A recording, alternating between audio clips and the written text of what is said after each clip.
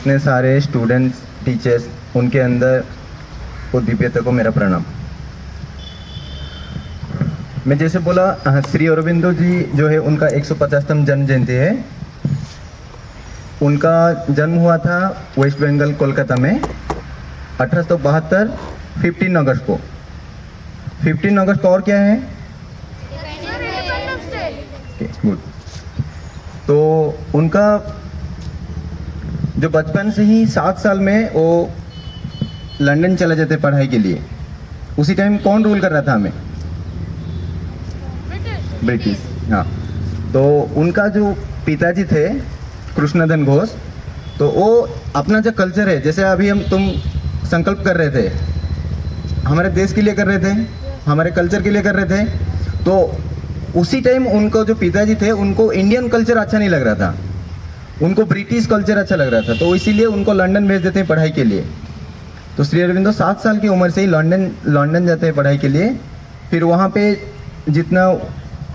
पे उनका जितना एसेंट है बाहरी देश का जितना है उसमें टॉप करते हैं, हर पढ़ाई में टॉप कर रहे थे वो। फिर उसी टाइम जैसे अभी IAS एग्जाम है, उसी टाइम ICS एग्जाम था, उसी में भी टॉप किए। लेकिन वो उसी टाइम सोच रहे थे अगर मैं वो एग्जाम टॉप कर लिए, उनका एक प्रैक्टिकल एग्जाम रहता था उसी टाइम घोड़सवारी का। वो देख रहे हैं अगर मैं घोड़सवारी का एग्जाम क्वालिफाई कर लेता हूँ तो मुझे किसके अधीन में काम करना पड़ेगा? ब्रिटिश के अधीन में। लेकिन उसी टाइम हमारा देश स्वाधीन हुआ था, तो वही सोचे कि जब तक मेरा देश स्वाधीन नहीं हुआ है मैं कैसे ब्रिटिश के अधीन में कैसे काम कर पाऊंगा। तो वो एक क्वालिफाई नहीं करते हैं, घोड़सवारी का एग्जाम क्वालिफाई ना करके फिर वापस भारत में आ जाते हैं। तो वो पढ़ाई के बीच में उनको अपना भारत से मैगजीन जा रहा था, तो वो पढ़ के देख रहे थे जो अपना देश में जो बीत रहा है वो उसको महसूस कर रहे थे। हम कोई न्यूज़ सुनते हैं, जैसे वो बताए तुम्हारा न्यूज़ रोज़ पढ़ाई होता है, तो हम उसको क्या करते हैं, हाँ ये आज का न्यूज़ है, उससे सोच लेते हैं। लेकिन उसी टाइम उनके पास जो न्यूज़ पहुंच रहा था अपने देश को लेके, वो उसको फील कर रहे थे। फिर जब भारत वापस आ जाते हैं तब से वो फ्रीडम फाइटर के रूप से काम करने लगते हैं। अभी अगर युद्ध होगा तो हम क्या लेके जाएंगे? क्या सोच रहे होंगे? अगर युद्ध होता है तो क्या होता है? गोला बारूद लेके जाते हैं, बंदूक लेके जाते हैं, तोप भी लेके जाते हैं। लेकिन वो हमारा सब क्या है? अस्त्र शस्त्र है। लेकिन श्री अरबिंदो जी का था ज्ञान था। वो ज्ञान उनका ऐसे था, वो ऐसे स्पीच दे रहे थे, हजारों लोग सुन रहे थे, पॉलिटिशियन भी सुन रहे थे। जब वो स्पीच सुन रहे थे वो अपना हाथ में मतलब काट के लिख रहे थे कि हम ब्रिटिश के अधीन में काम नहीं करेंगे, देश को स्वाधीन करेंगे। तो उसी टाइप का उनका स्पीच रहता था उसी टाइम। फिर उनका शादी हो जाता है, तो शादी के बाद वो उनका पत्नी को चिट्ठी लिखते थे उसी टाइम तो मोबाइल फ़ोन नहीं था, तो चिट्ठी लिख रहे थे। चिट्ठी में लिख रहे हैं कि तुम जिससे शादी किए हो वो एक पागल है। वो अपने आप को खुद एक पागल बोल रहे थे कि उनका कहा जाता है 3 पागलपन था। एक जो हम अर्थनीति, जो पैसा हमको अगर मिलता है तो क्या हम रख लेते हैं? तुमका अभी घर में जाओगे, पापा 500 दे, रख दिए। मम्मी पूछेगी पैसा दे रहे तो मना करोगे? क्यों नहीं करोगे? पैसा चाहिए हमें, कुछ भी हम कर सकते हैं ना, वही सोच के हम रख देते हैं। लेकिन श्री अरविंद जी बोल रहे हैं कि अगर मेरे जरूरत से मैं 1 पैसा भी ज्यादा खर्चा करता हूं तो मैं भगवान के सामने चोर बन जाऊंगा। और उनका दूसरा पागलपन बन रहे हैं कि अगर भगवान है तो मुझे उनको साक्षात करना है। हम सब जानते हैं भगवान है, फील किए हैं कभी कि हमको भगवान को देखना है? फील किए हैं? गुड। भगवान बनना है? ओके, ठीक। और उनका तीसरा पागलपन था कि हम जो देश को सोच रहे हैं ये क्या है? जो इंडिया है वो क्या है? देश है हमारा, तो किससे बना हुआ है?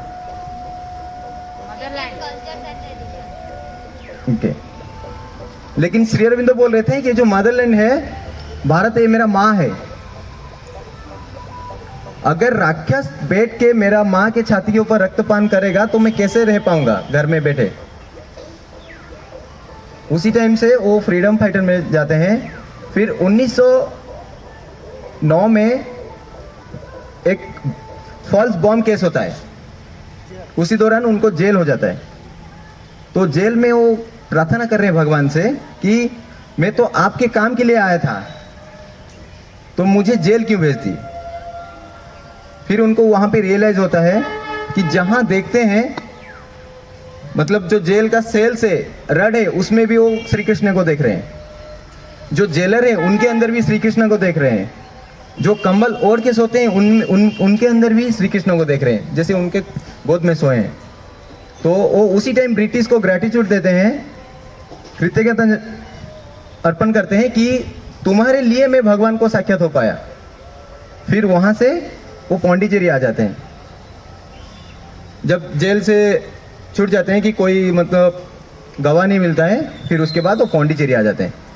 पौंडीचेरी में आके 1910 से 1950 तक 40 साल वो साधना किए हैं, तपस्या किए हैं, एक नया फोर्स धरा में लाने के लिए। उसको हम बोलते हैं अतिमानव। अभी तुम सबको दुख हो रहा है, दुख आता है या सब खुशी? हम दुख आता है, हमको रोग होता है, बीमारी आता है, ये चाहिए, दुख चाहिए, लेकिन फिर भी आता है। अभी तुम सब बच्चे हो, फिर यंग बन जाओगे, फिर बूढ़े बन जाओगे। बूढ़े बनना चाहिए, फिर उसके बाद मर जाते हैं। ये जो अभी मिला है तुम्हें जिंदगी, वो पूरा अमर रहे या फिर मर जाना चाहिए? हमें मर जाना चाहिए। क्यों? अच्छा नहीं लगता है जिंदगी? पॉपुलेशन बढ़ जाएगा। ओके, ठीक है। तो इसी बात में श्री अरविंद बोले जो शक्ति वो अवतरित किए हैं, उसी से पहले तुम्हें दुख नहीं आएगा, फिर दूसरा कभी रोग नहीं होगा, निरोग रहेंगे सब, फिर हर बार यंग रहेंगे, कोई वृद्धा नहीं बनेगा, उसके बाद कोई मरेंगे नहीं, सब अमर रहेंगे। आप जैसे बोले पॉपुलेशन बढ़ जाएगा, उसके लिए मरना पड़ेगा, उसी टाइम ये जो अतिमानव युग आएगा उसमें जरूरत ही नहीं होगा। अभी जैसे तुम स्टोरी सब सुने होंगे, पहले हम सब बंदर थे, बंदर से मानव हुए हैं। हम सोच रहे हैं कि मानव शेष है, नहीं ना? श्री अरविंद वही बोल रहे हैं, मानव शेष नहीं, इसके बाद और एक युग आएगा जो अति मानव। कोई बनना चाहता है तुम में से? कोई बनना नहीं चाहता है, क्यों? लो एक छोटा स्टोरी सुनाता हूं इसके रिलेटेड। जब बंदर थे, बंदर को भगवान आके पूछे थे तुम में से मानव कौन बनने वाला है? 90% बंदर बोले मानव बनना है। ठीक है, उसके लिए क्राइटेरिया क्या रहेगा? भगवान बोले तुम्हारा पूछ चला जाएगा, तो 90% बंदर चले गए। पूछ चाहिए हमें, अभी पूछ होता तो क्या करते तुम? ये बड़ा स्टेज थोड़ा बनना चाहिए, क्लासरूम बड़े होते। लेकिन बाकी जो बचे थे 10% कि पूछ चला जाएगा तो जाएगा, उसके लिए तो कुछ नया होगा। फिर रुके, फिर पूछे और क्या क्या करना पड़ेगा? नहीं, तुम्हारा ये जो शरीर में इतना लोम है ये सब चला जाएगा, तुम स्ट्रेट रहोगे और पेड़ के ऊपर नहीं आ पाओगे, वो तो 5% चले गए। बोले कि अभी हमको दुख होता है, हम ये पेड़ से दूसरा पेड़ चले जाते हैं, वहां से फल लेके खा लेते हैं, कोई बोलता नहीं कुछ। उसी टाइम तो ये नहीं कर पाएंगे तो कैसे होगा? फिर जिएंगे कैसे? खाना नहीं खाएंगे तो जिएंगे कैसे? वही सोच के चले गए। जो 5% बचे वो सोचे अगर ये सब कुछ जाता है कुछ अच्छा तो हो पाएगा। अगर भगवान अब तुमको बोलेंगे कि तुम सब अभी अतिमानव बनने वाले हो, तुम बोलोगे कि नहीं जाएंगे? हम बोलोगे नहीं जाएंगे? अगर तुम्हारा पापा मम्मी बोलेंगे तो जाओगे या नहीं जाओगे? टीचर्स बोलेंगे तो जाओगे? क्यों जाओगे? गुरु श्रेष्ठ होते हैं। उसी टाइप का वो जो बोलते हैं, मतलब कुछ अच्छे तुम्हारे लिए बोलेंगे, तो भगवान अगर आके बोलेंगे तो वो हमारे लिए कुछ अच्छे ही सोचे होंगे। उसी सोच के 5% जो बंदर थे वो आज हम मानव है। आज जरूरत होता है हमें कि एक पेड़ से दूसरा पेड़ जाके फल खाने के लिए, क्योंकि हम खुद खाना बना पाते हैं। उसी टाइप का श्री अरविंदो बोल रहे हैं, जो अति मानव बनेंगे उनके लिए उसी टाइम खाने का जरूरत ही नहीं रहेगा। ऐसे एक पावर रहेगा उनके अंदर, खाने का जरूरत ही नहीं रहेगा। ये था श्री अरविंद के बारे में। और जो माता जी के बारे में है वो सेट में बताता हूँ आपको। ये माता जी का नाम है मीरा अल्फासा। ये पैदा हुई थी फ्रांस में। फिर जब बचपन से 4 साल की उम्र से ही वो एक सोच में रहते थे। हर बार जैसे उनके मन में ना बहुत सारा भार है, तो उनका मम्मी एक दिन पूछ रही है कि तुम ऐसे क्यों बैठी हो, सारा संसार का भार तेरे सर पे है? तो वो बोल रहे हैं हाँ।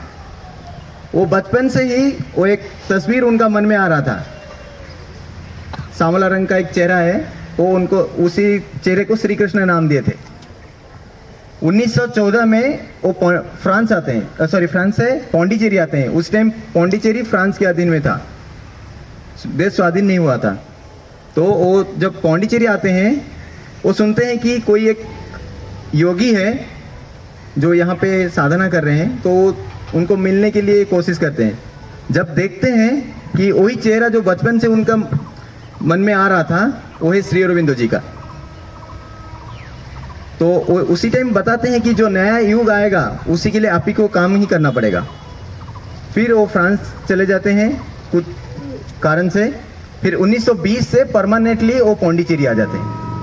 फिर आके वहीं पे श्री अरविंदो आश्रम बनाते हैं, और जो शक्ति को श्री अरविंदो साधना करके लाए थे उसी को माताजी मतलब सारा विश्व में चारों तरफ फैला रहे। तो ये था श्री माँ और श्री अरविंद जी के बारे में। जैसे आपको अभी पूछे हम योग के बारे में किससे सुने, मतलब पहले कौन योग किए थे? रामदेव। लेकिन वो है फिजिकल योग, और एक रहता है तुम्हारा मेंटली, मन में। जैसे तुम शांत रहो, हर बार तुम कुछ करने से पहले अगर तुम बहुत सारा बातें सोचोगे, कुछ कर पाओगे? जब पढ़ाई करते हो शांत में पढ़ाई कर पाते हो, या फिर पूरा हल्ला होगा वहीं पे शांत में? तो वही बोलते हैं श्री अरविंद को, वही योग जो तुम्हें आगे ले जाएगा, तुम्हारा ज्ञान बढ़ाएगा, उसी के बारे में बोले हैं। मैं अभी लिपिका दीदी को रिक्वेस्ट करता हूँ, वो आपको आगे कुछ बताएं। Thank you.